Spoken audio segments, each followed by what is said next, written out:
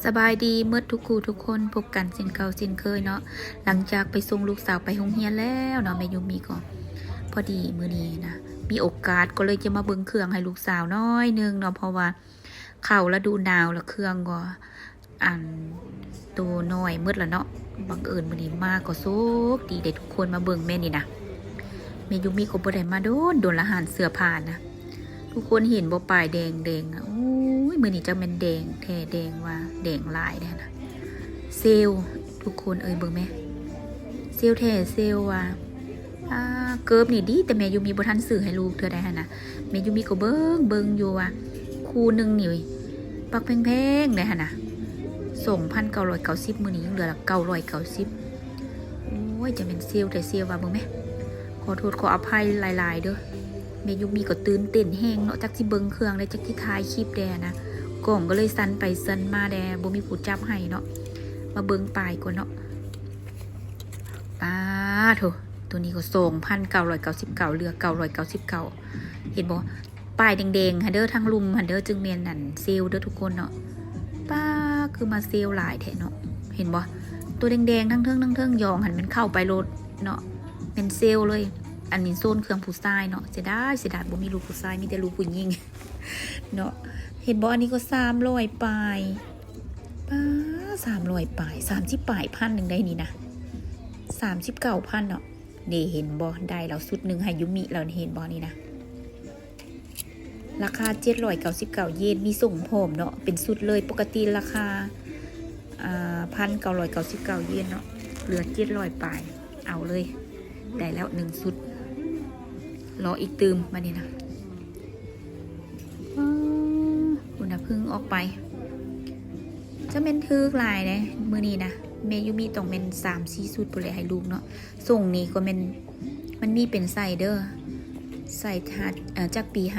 เนาะสุดนี้ก็เซลอีกจากใดให้ยูมีเด้ให้นี่นะ1,999เนาะจาก3,000ปลายบนได้ตัวนี้นะสุดสีแดงนี้เหลือ999จาก1,900เนาะจาก1,900ก็199,000นั่นแหละกับรายส่งแสนซะเนาะเหลือ90,000เหลือ99,000เนาะบ่ฮอดแสนเนาะเจ้าผ้าของ H&M นี่ใส่ดีได้ทุกคนใส่ดีเมยุมีบ่เอาลายเนาะเครื่องกันหนาวนี่เพราะว่าจักหน่อยมันก็ร้อนแล้วเนาะเมยุมีจะเอาเสื้อแขนยาวมาสอนทางในอย่างให้ลูกจังสิเนาะถ้าเป็นเสื้อกันหนาวใหญ่ๆหั่นเป็นมีลายแล้วเนาะมื้อนี้เมนจะมาเบิ่งเสื้อเพราะว่ามื้ออื่นโรงเรียนจะกิจกรรมโรงเรียนหั่นนะเพิ่นให้ใส่เสื้อสีขาวอะนะเห็นบ่จากราคา999เหลือ599เสื้อก็งามอันนี้ก็ซื้อเหลือ400ปลาย400ก็40,000นั่นแหละเนาะแต่ว่าเป็นแบรนด์ของ H&M เมื่อใดทุกคนปกติเมยูมีนี่มักเครื่องของ H&M ของเด็กน้อยเนาะของผู้ใหญ่ก็มักเนาะของผู้ใหญ่ก็บ่ได้แพงพอใช้ได้หั่นนะ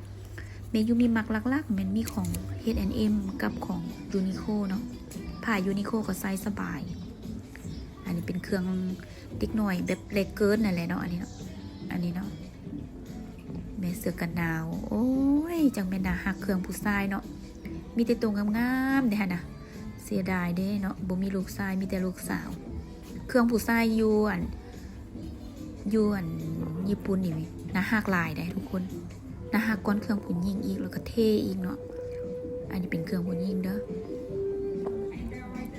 มาเบิ่งราคาตัวนี้ก่อนอันนี้แม่ยูมีเอาอีกอันนึงแล้วนี่เนาะให้ยูมีก่อนจาก2,900ยังเหลือ999เอาให้ยูมีเลยตัวนี้เหลื่อมๆมีเพชรอีกเพิ่นก็สิมักเนาะเห็นบ่เซลยังใหญ่เพิ่นเซลจะแม่นเนาะปีนึงมันมีเทื่อนึงแต่ทุกคนบ่ได้มีตลอดหั่นนะเนาะปีนึงมันมีเทื่อนึงเครื่องเซลบ่แม่นว่าสิมีตลอดเลยหั่นนะแม่ยูมีก็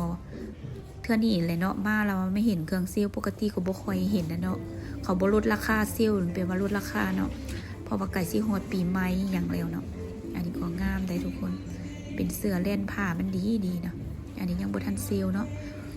มีหลายๆสุดเนาะเอาแม่ยูมีก็ได้หลายเติบเลยได้ทุกคนเนาะแม่ยูมีก็จีไปจ่ายเงินก่อนเนาะ